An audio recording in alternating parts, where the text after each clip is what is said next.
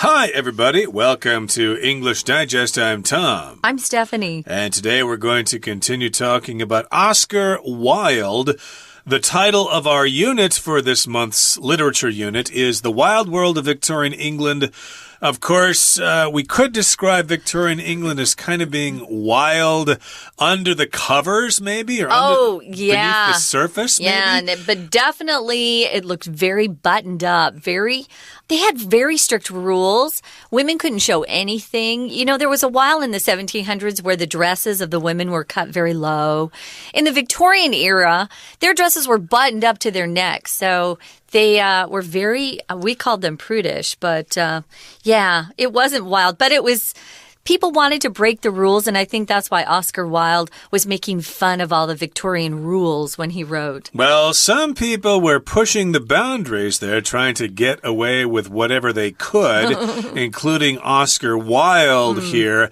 And evidently in his story, Jack and Algernon were actually up to some mischief here, trying to get married and telling people their name was Ernest and stuff like that. And it turned out that the name really was Ernest. And it's such a wild story here, but of course this is talking mostly about Oscar Wilde's life and times. That's what we're going to be talking about in today's lesson. We did talk about our featured work of literature last time, the importance of being earnest, but hey, let's find out some more about the man himself in today's lesson. Let's read.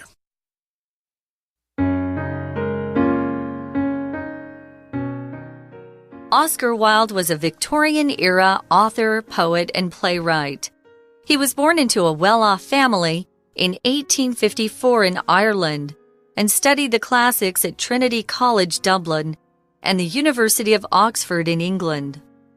While at Oxford, he became involved in the aesthetic movement, which supported the idea of art for its own sake, instead of being motivated by political or social views.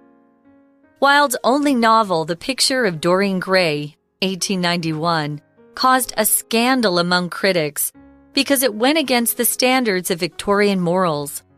His greatest talent lay in writing plays, including Lady Windermere's Fan, 1892, and An Ideal Husband, 1895. His most celebrated play, The Importance of Being Earnest, 1895, was first performed at the height of his fame. Despite his success, misfortune affected Wilde's personal life. He married Constance Lloyd in 1884, and the couple had 2 sons. However, during his marriage, he had several male lovers. In 1891, he began an affair with Lord Alfred Douglas, a member of the aristocracy. When Douglas's father, the Marquis of Queensberry, learned about the affair, he accused Wilde of homosexuality, which was then illegal. Furious, Wilde sued Queensberry for libel, but lost. The scandal revealed Wilde's homosexuality, and in 1895, just after The Importance of Being Earnest had opened, he was sentenced to 2 years hard labor in prison. Prison ruined Wilde's health, and after he was released, he went into exile in Paris, France. Living in poverty, the once-renowned writer died of meningitis at the age of 46. Wilde is remembered as one of the greatest English-language writers of the late 19th century. His dazzling wit and literary works are still appreciated today.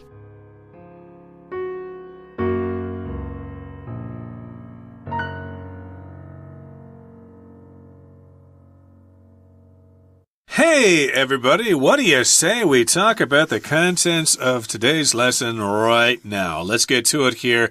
This is day 2 of our lesson, The Wild World of Victorian England. And, of course, we're talking about the featured play, The Importance of Being Earnest, by Oscar Wilde. Now, Oscar Wilde was a Victorian-era author, poet, and playwright. So an author, of course, is somebody who writes books. He wrote poetry as well, and he wrote plays. A playwright is somebody who writes plays. Shakespeare, of course, was also a playwright. So was Edward Albee, etc., etc. Those are some famous playwrights. And he was born into a well-off family in 1854 in Ireland and studied the classics at Trinity College, Dublin, and the University of Oxford in England. Okay, so his family had some money. They were well off. If you describe someone as being well off, that means they have a lot of money. It doesn't necessarily mean they're aristocracy or nobility or something like that. It just means they're rich. They've got some bucks, they've got some money, and they've got money to burn, and they don't have to listen to other people. They can do whatever they want to do. And this happened way back in 1854, but he was born in Ireland, and Dublin, of course, is the main city in Ireland there, the capital, the largest city there. So he studied at Trinity College there, and then he went on to Oxford. Which is a really great university. It's still in England today. Oxford and Cambridge are the two big universities in England. While he was at Oxford, he became involved in the aesthetic movement. Aesthetic just means something that's concerned with beauty or the appreciation of beauty. We use it a lot when we're talking about the arts in general. So he became involved in the aesthetic movement. And this particular group of people, they supported the idea of art for its own sake.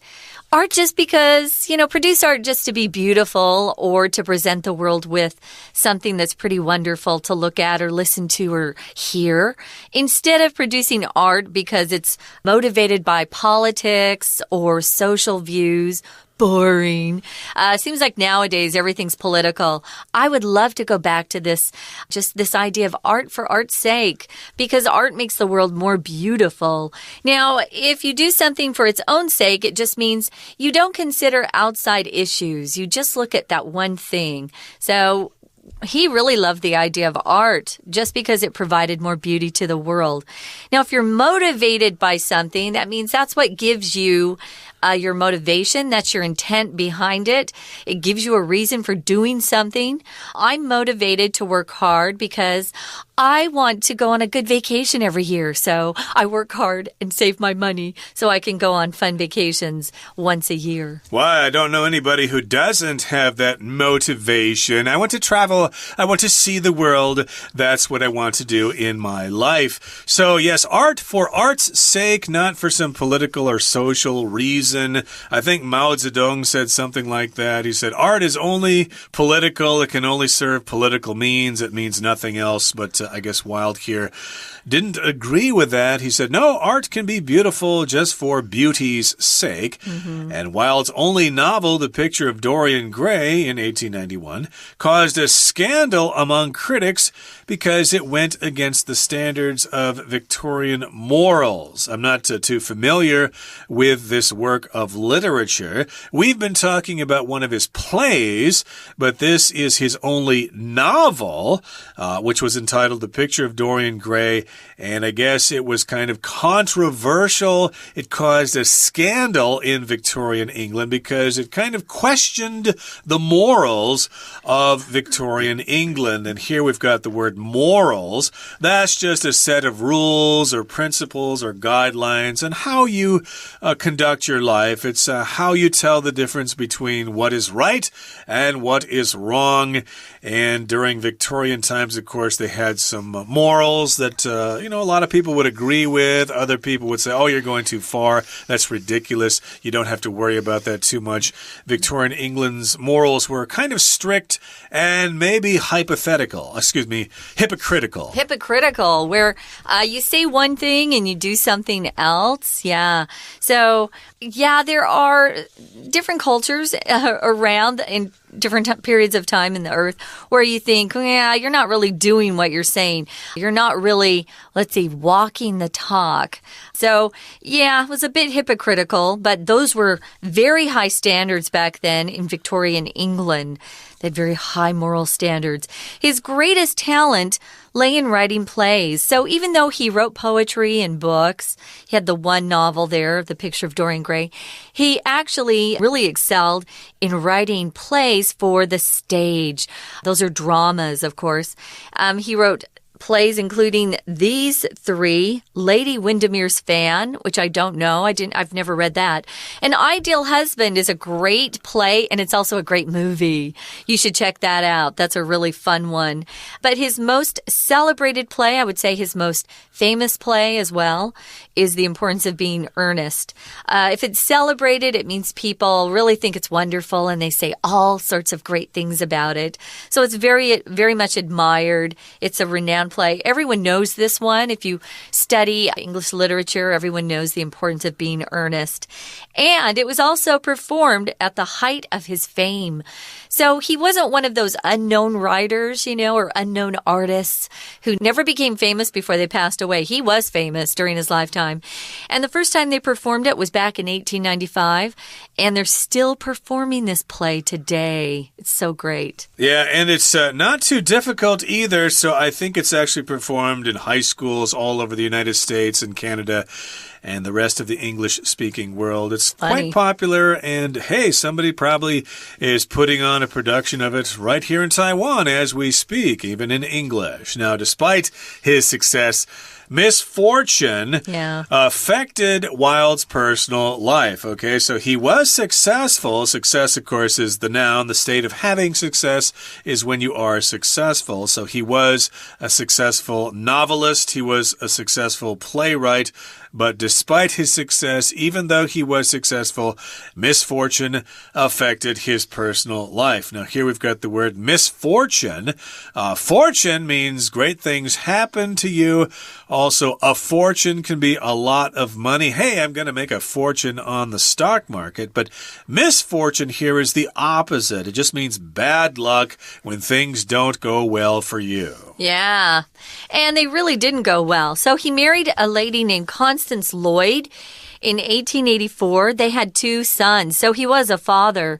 However, during his marriage, he kind of strayed. So he had some affairs. But what was so shocking to Victorian period of time was that he had several male lovers.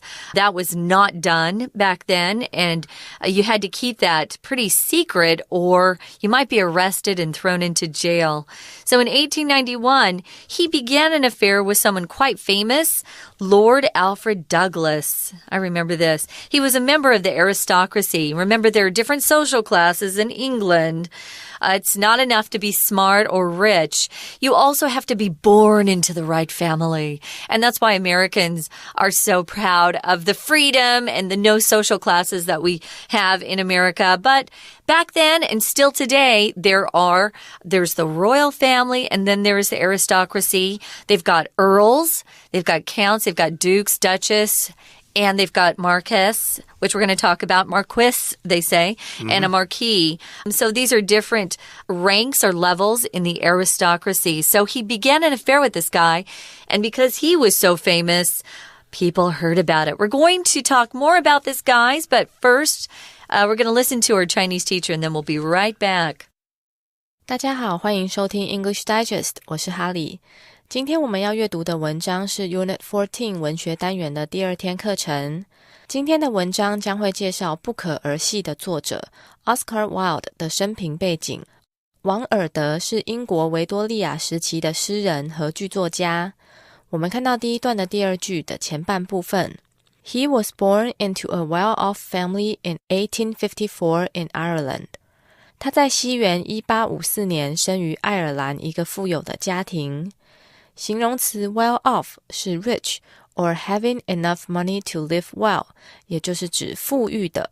表示富有的形容词还有 wealthy W-E-A-L-T-H-Y well-to-do W-E-L-L 一横 hyphen T-O hyphen D-O affluent A-F-F-L-U-E-N-T opulent O-P-U-L-E-N-T我们来造个句子。Scarlett comes from a very wealthy family, so she has never had to worry about money. 史卡利来自一个很富有的家庭，从来不必担心钱的问题。我们接着看第一段最后一句有个片语 instead of.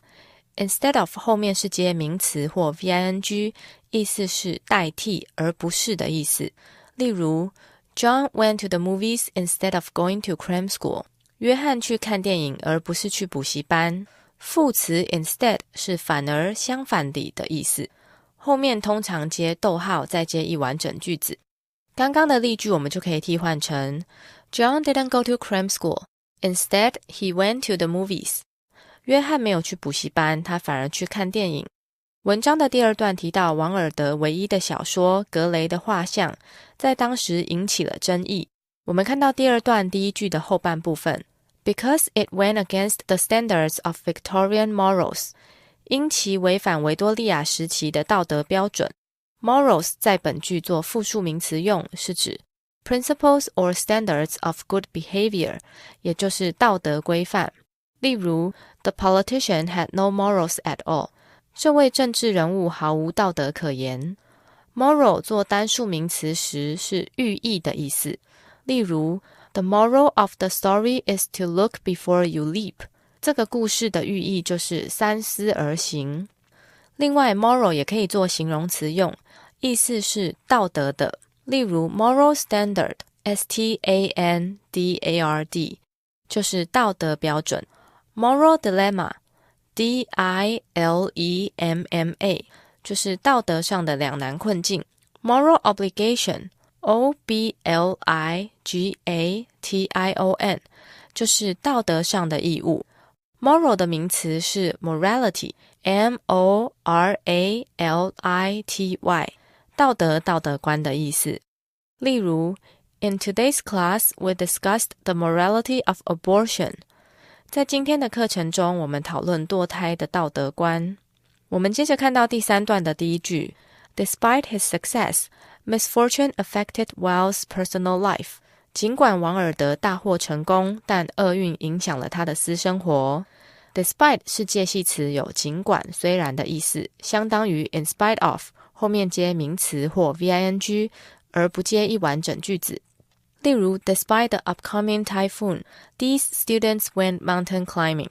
尽管台风即将来临，这些学生还是去登山。Despite 和 in spite of 如果要接一完整句子的话，则是要先接 the fact, 再接一个 that 名词子句。例如 Despite the fact that Matt hadn't done well in the game, he didn't feel frustrated. 尽管麦特比赛中表现不好，他并不觉得沮丧。We're going to take a quick break. Stay tuned. We'll be right back.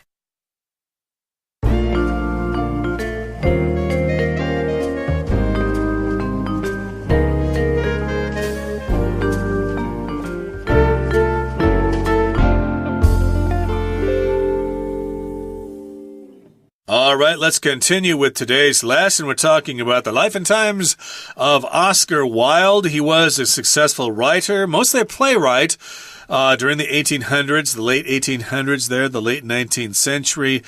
He had a novel, he had some plays, and of course the importance of being earnest was a really popular play that was his most celebrated, his most famous play. And despite his success, though, he had some bad luck, some misfortune. He did get married to a woman. He had a couple of sons, but he kind of played around there during his marriage. He had some homosexual affairs, and he did one with Lord Alfred Douglas, who was a member of the aristocracy. And I guess that's kind of an example of Victorian hypocrisy, where they probably had morals that said, no, you can't be homosexual. That is wrong. You can't do that.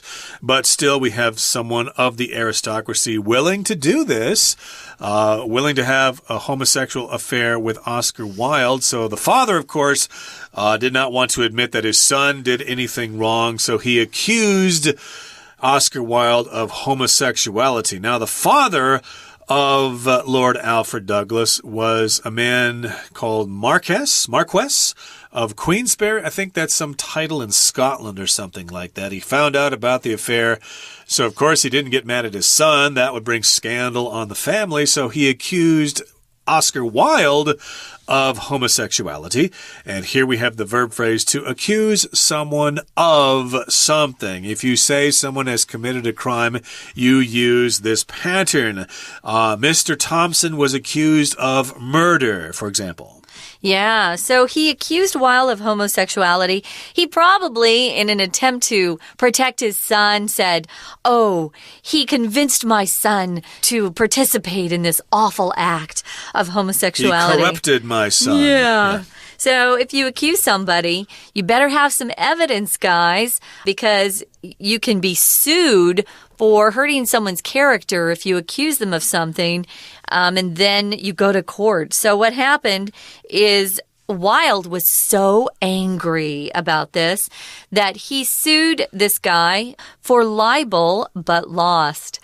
The only reason he lost was because it wasn't really libel. It was true. So libel is when you say something and it's a published false statement that damages somebody's career or reputation. If you're someone in the public eye, if you're a very famous actor, actress, politician, you really can't sue when people accuse you of something because it's very hard to win those. So libel is a published false statement. There's another similar word, slander. Slander is when it's spoken. It may not be written down, but libel has to be published. So it looks like this actually made the newspapers. I'm sure this was a huge piece of gossip back then. Now, if you're furious, guys, that's one of the words you can use if you're really, really, really, really angry, extremely angry about something. You could also use the word he was outraged. Outraged. He sued for libel but lost. There are a lot of words we use for being angry or mad, furious, yeah. But in any case here, yes, I suppose it was a case of his word against his.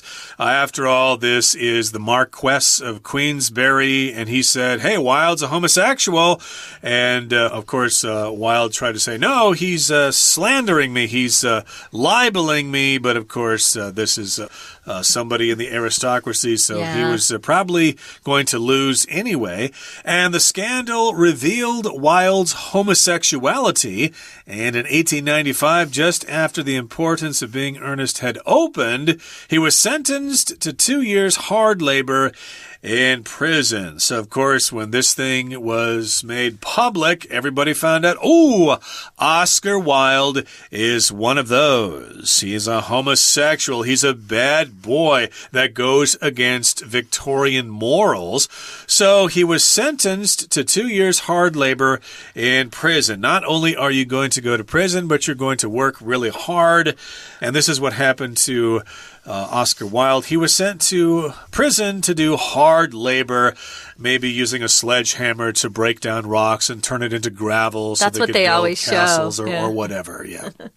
Well, unfortunately, prison ruined Wilde's health.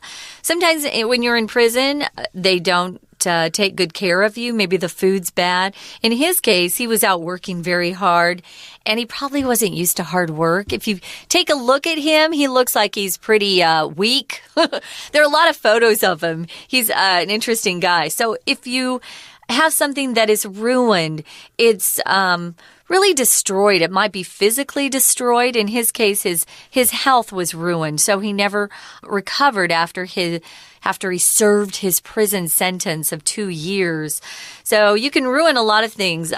The other day, I spilled something on my shirt, and it was a really dark color, and it ruined it because I could never wash it out. It made me very sad. Oh, no. So you can ruin lots of things. You can ruin physical things. You could ruin your health. You can ruin your emotional state by being criticized a lot. If people, are constantly being bullied, that can ruin their self-esteem. So ruin can be literal and figurative as well. He was released from prison after 2 years, and then he went into exile in Paris, France, where he could live as a homosexual. I think it was a little easier in Paris, France. If you're in exile, it means you're barred from your native country. So England, tossed him out of their country, and he went to live in France. Or maybe he just left himself. He would be in more trouble in England if he stayed there. So what the heck? I'm going to Paris. Besides, they've got better wine and cheese there, and crêpe Suzette and boeuf bourguignon and stuff like that. So, of course, he went to Paris to lived the life there, but unfortunately, he didn't have a lot of money. Living in poverty, the once-renowned writer died of meningitis at the age of 46. So he wasn't rich in France. Of course, he was an English writer, so he probably could not publish anything in the French language. He was unable to make a living in Paris. So he lived in poverty. He was very poor. And meningitis here is what he died of. Meningitis, by the way, is 脑膜炎 in Chinese. Now, Wilde is remembered as one of the greatest English language writers of the late 19th century. His dazzling wit and literary works are still appreciated today. So even though he kind of died tragically at the age of 46 in Paris, France, he's still remembered. Lots of people honor him, and attitudes have changed about homosexuality in recent times. So he's not looked down on anymore for that. And you can still find his stuff online. His works are still being printed and published. So he's got this dazzling wit, which means he was really funny, really clever with his writing. And, of course, his works of literature are still loved by people all over the world. Right now, we're going to listen one more time to our Chinese teacher. 我们接着看到第3段的 Furious, Wilde sued Queensberry for libel but lost. 王尔德怒不可遏，因而控告昆斯贝里诽谤，但他官司输了。本句一开始是个形容词 furious 狂怒的，这是因为前面省略了 being B-E-I-N-G。分词构句的 being 后面如果只剩形容词，可将 being 省略，只留下形容词。例如原本的2句是 Jane was sad and upset. Jane burst into tears. 将这2句以分词构句形式合并后，变成Being sad and upset, Jane burst into tears. 难过又沮丧，珍突然大哭。Being 可以省略，只留下形容词 sad and upset， 就变成了 sad and upset, Jane burst into tears. 我们看到全文的最后一句 His dazzling wit and literary works are still appreciated today. 他光彩夺目的幽默风趣以及文学作品时至今日仍为人所欣赏。动词 appreciate 有赏识、欣赏、感激的意思。名词是 appreciation, A-P-P-R-E-C-I-A-T-I-O-N。例如 The singer complained that her talent for music was not appreciated. 这位歌手抱怨他的音乐才华没有受到赏识。以上就是今天的课程，谢谢大家收听。That is all the time we have for today's lesson. Thank you so much for joining us, and please join us again next time when we return to our featured work of literature, The Importance of Being Earnest, and we'll talk about some of the ideas discussed in this work of literature. Until then, from all of us here at English Digest, I'm Tom. I'm Stephanie. Goodbye. Bye.